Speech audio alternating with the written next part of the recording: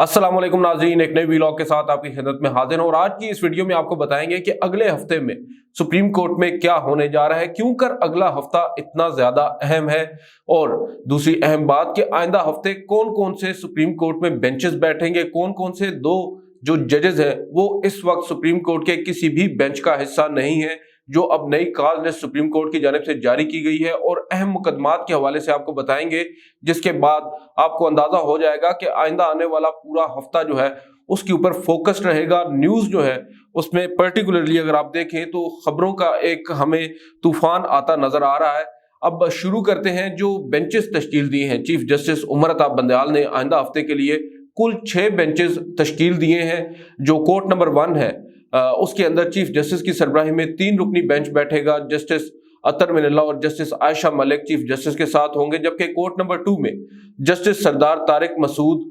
और जस्टिस मोहम्मद अली मजहर बैठेंगे। इसके अलावा बेंच नंबर 3 जो है कोर्ट नंबर 3 उसमें जस्टिस इजाजुल एहसन और जस्टिस शाहिद वहीद बैठेंगे, जबकि कमरा अदालत नंबर 4 में जस्टिस मुनीब अख्तर और जस्टिस जमाल खान मंदोखेल मुख्तलिफ मुकदमात की समाअत करेंगे। और इसी तरह कमरा अदालत नंबर 5 में जस्टिस याह्या अफरीदी और जस्टिस मज़हर अली अकबर नकवी और कमरा अदालत नंबर 6 में जस्टिस अमीनुद्दीन खान और जस्टिस हसन अजहर रिजवी बैठेंगे। इन तमाम जजेस के नाम ले लेकर आपको बताने का मकसद सिर्फ ये है कि आज जो कॉज लिस्ट अब जारी हुई है सुप्रीम कोर्ट की जानिब से आइंदा हफ्ते के लिए, जो कि 2 मई से शुरू होगा, 1 मई को छुट्टी है, मंगल के रोज जो है ये आइंदा आने वाला वर्किंग जो अपडेट हैं वो शुरू हो रहे हैं। और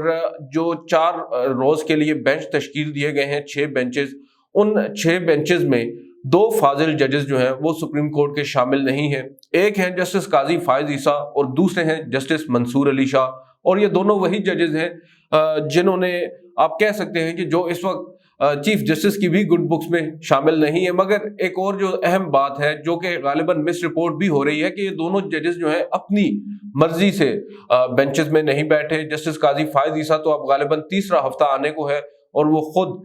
को चैम्बर वक्त तक उन्होंने महदूद कर रखा है, अपनी मर्जी के मुताबिक ही वो बेंचेस में बैठते हैं जैसा कि माजी में भी होता है। और जस्टिस मंसूर अली शाह ने भी गुज़िश्ता हफ्ते अपनी कुछ एंगेजमेंट जाहिर की और उस वजह से उनका गुज़िश्ता हफ्ते का जो बेंच है वो भी आप कह सकते हैं कि 1-2 रोज कबल ही खत्म हो गया और तब्दील हो गया। उन्होंने खुद को अलग किया और अब आइंदा हफ्ते भी वो बेंचेस में बैठेंगे नहीं। और इसके अलावा आपको बताते हैं कि अब आइंदा आने वाला जो हफ्ता है वो केसेस के हवाले से क्यों कर इतना ज्यादा अहम है, जो हमारा उसका फोकस है। पहला दिन जो है वर्किंग डे जो है मंगल का, उस रोज सुप्रीम कोर्ट में सुप्रीम कोर्ट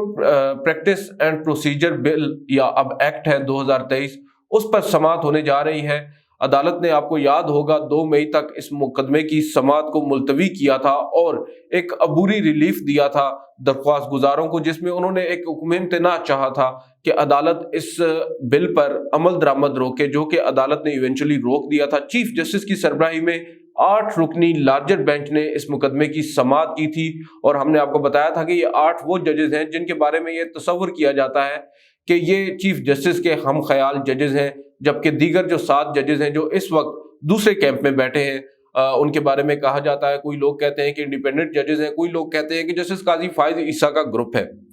मगर चीफ जस्टिस ऑफ पाकिस्तान ने वाज़े पैगाम में उन 7 जजेस में से किसी एक को भी अपने इस लार्जर बेंच में शामिल नहीं किया और अक्सरियती फैसले के साथ आप कह सकते हैं मुतफिका तौर पर जो हुकूमत की जानिब से चीफ जस्टिस के इख्तियारात को महदूद करने की कानून साजी की गई थी, उस कानून साजी या उस कानून को ही अदालत ने उस पर अमल दरामद रोक दिया। बहरहाल जो हुकूमत है उसने अदालती अहकामात के बावजूद उस बिल को मंजूर किया और उसका जो नोटिफिकेशन है वो जारी कर दिया। मगर तवक्को भी ये जाहिर की जा रही थी कि जस्टिस काजी फायज ईसा और जस्टिस सरदार तारिक मसूद जो कि सीनियर तरीन जजेस हैं और उस कानून साजी से डायरेक्टली वो लिंक्ड हैं, अगर वो कानून साजी इम्प्लीमेंट होती है तो ये 2 जो फाजिल जजेस हैं इनके उसमें इख्तियारात जो है वो हमें नजर आए। मगर ऐसा हुआ नहीं, दोनों फाजिल जजेस ने इस तरह कोई भी इकदाम नहीं उठाया, क्योंकि 8 रुकनी एक जुडिशल ऑर्डर है बेंच का। और हमने पहले भी आपसे कहा था कि ये कभी हो नहीं सकता कि 2 जजेस जो है और जो सीनियर तरीन जजेस हैं सुप्रीम कोर्ट के वो इस तरह की गलती करेंगे कि एक जुडिशल ऑर्डर है और उसके खिलाफ जाकर वो अपना कोई कमेटी का इजलास बुलाएं और चीफ जस्टिस का जो फैसला है उसको चैलेंज करें, और ऐसा हुआ भी नहीं। اب اس کیس کے حوالے سے نظریں ہیں سپریم کورٹ پر کہ سپریم کورٹ اب اس میں آگے کیا کرنے جا رہی ہے، اور کچھ لوگ یہ بھی دعوے کر رہے ہیں، کچھ حلقے یہ بھی کہہ رہے ہیں کہ جسٹس قاضی فائز عیسیٰ بھی شاید اس 2 تاریخ کا انتظار کر رہے ہیں، اور انتظار کر رہے ہیں کہ چیف جسٹس آف پاکستان یا ان کا جو 8 رکنی بینچ ہے یہ اب آگے کیا کرنے جا رہا ہے، اور اس کے بعد شاید جسٹس قاضی فائز عیسیٰ بھی اپنا رد عمل دیں، کیونکہ اب آپ کو پتا ہے کہ سپریم کورٹ کے اندر جو ہے وہ معاملہ کافی زیادہ رفٹ جو ہے وہ بڑھ چکی ہے۔ ججز جو ہے وہ ایک دوسرے کے جو اقدامات ہیں ان کے اوپر ریئیکشنز دینے کو ہر وقت تیار بیٹھے ہوتے ہیں۔ جسٹس قاضی فائز عیسیٰ کو ہم نے ماضی میں دیکھا ہے، ماضی میں کیا آپ اس میں دیکھ لیں، آپ گزشتہ چند ہفتوں کے دوران جو ان کا کنڈکٹ ہے، بہرحال اس کے اوپر ہم بات نہیں کرتے۔ اس کے علاوہ بھی کئی اہم مقدمات سپریم کورٹ میں زیر سماعت آنے ہیں۔ ایک اور مقدمہ جو کافی زیادہ موضوع بحث بنا ہوا ہے، مختلف جو قانونی حلقے ہیں وہاں پر سیاسی نوعیت کا اس میں ابھی تک عنصر لوگوں کو سمجھ نہیں آ رہا کہ وہ دراصل مقدمہ ہے کیا، مگر یہ صورتحال اب کلیئر ہوگی سپریم کورٹ آف پاکستان میں غالباً جمعرات کے روز، جب سپریم کورٹ ایک ڈی جی اینٹی کرپشن جو ہے پنجاب کے سہیل ظفر چٹھا، ان کی بیل کینسلیشن کی ایک اپیل ہے نیب کی جانب سے دائر کی گئی ہے، اس پر سماعت کرے گی۔ اب یہ زیادہ تر انٹرسٹنگ نظر نہیں آتا لوگوں کو کہ سہیل ظفر چٹھا ایک ڈی جی اینٹی کرپشن، ایک سرکاری ملازم ہے، ان کے خلاف اگر کوئی بیل کینسلیشن کا مقدمہ زیر سماعت ہے تو وہ اس قدر اہمیت کا حامل کیوں ہے؟ تو اس کے پیچھے ایک وجہ یہ ہے کہ کچھ لوگ یہ دعویٰ کر رہے ہیں کہ جو سہیل ظفر چٹھا ہے یہ اس وقت ڈی جی اینٹی کرپشن ہے پنجاب کے، اور جب یہ ڈی پی او تھے، غالباً مجھے اب شہر کا نام بھول رہا ہے، اس وقت ان کے اوپر کوئی کرپشن کا ایک چارج تھا، جو کہ بعد میں ہائی کورٹ سے ان کو بیل بھی ملی اور اس کے بعد ریلیف بھی مل گیا، اور عدالت نے قرار دیا کہ یہ بے گناہ تھے، اور انہوں نے تو وہ جو کرپشن ہوئی تھی اس کو غالباً بے نقاب کیا تھا، مگر نیب نے ان کو بھی اس وقت 2019 کی غالباً یہ بات ہے انوالو کر دیا، اور اس کے بعد 2020 میں سپریم کورٹ میں نیب نے ان کے خلاف اپیل دائر کی، اور اپیل جو ہے وہ اب جا کر 2023 میں سماعت کے لیے مقرر ہوئی ہے۔ اول تو 27 تاریخ کو جو چیف جسٹس کی سربراہی میں بینچ تھا اس کے سامنے یہ مقرر تھی، مگر چیف جسٹس نے، آپ کو یاد ہوگا، 27 تاریخ کو صرف جو انتخابات سے متعلق کیس ہے اس کی سماعت کی تھی، معمول کے مقدمات انہوں نے نہیں سنے تھے، خود کو چیمبر ورک تک محدود کیا تھا، تو یہ کیس جو ہے وہ اس روز نہیں سنا گیا، اور اب اس کو اس آئندہ ہفتے کے لیے سماعت کے لیے مقرر کیا گیا ہے۔ جو بات ہو رہی ہے، جو تنقید ہو رہی ہے چیف جسٹس پر، حالانکہ ابھی چیف جسٹس کی جانب سے کوئی آرڈر بھی نہیں آیا، مگر تنقید یہ کی جا رہی ہے کہ ڈی جی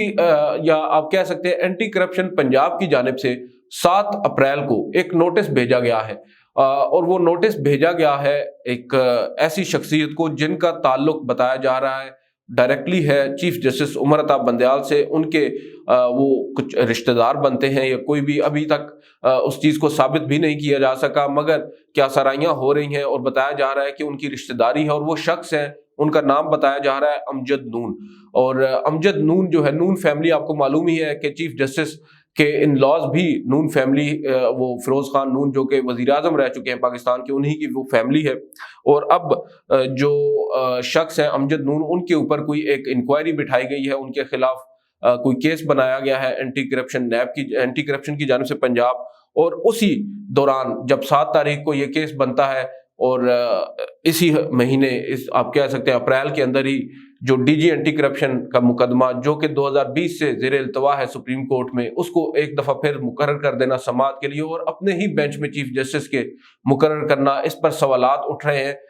گو کہ اس پر سوالات ابھی اٹھنے نہیں چاہیے، کیونکہ بینچ کا حصہ بننا یا نہ بننا وہ چیف جسٹس کا اپنا اختیار ہوتا ہے، یہ ایک اس میں کوئی قانونی بائنڈنگ، لیگل بائنڈنگ نہیں ہوتی کہ وہ شخص جو کسی بھی کے ساتھ تعلق ہو وہ خود اس بینچ کا حصہ نہیں ہو سکتا۔ اخلاقی طور پر اکثر ججز خود کو الگ کر لیتے ہیں۔ چیف جسٹس کے سامنے یہ مقدمہ چیف جسٹس نے غالباً خود نہ بھی لگایا ہو، جو رجسٹرار کا ایک آفس ہوتا ہے ان کی جانب سے، جو برانچز ہوتی ہیں ان کی جانب سے مقدمات مقرر کیے جاتے ہیں، اور عموماً ہم نے دیکھا ہے جب کمرہ عدالت میں بینچ کے سامنے کوئی مقدمہ لگتا ہے اور ججز جب اس مقدمے کو دیکھتے ہیں، اس کی فائل پڑھتے ہیں اور اس کے بعد خود کو ریکیوز کر لیتے ہیں، عموماً ایسا ہوتا ہے، اور اس کیس میں بھی ایسا ہی ہوتا نظر آ رہا ہے، اور ابھی تک اس میں کوئی آرڈر بھی نہیں آیا۔ عین ممکن ہے نیب خود ہی یہ کہہ دے کہ ہم اس اپیل کو واپس लेते हैं। कुछ भी कहा जा सकता है, मगर अभी तक सूरत हाल जो है वो इस हद तक, क्योंकि आपको मालूम है जो हालात है, जो चीफ जस्टिस ऑफ पाकिस्तान ने स्टेटस को चैलेंज कर रखा है, बिलखसूस आपकी इस्टेब्लिशमेंट को, हुकूमत को,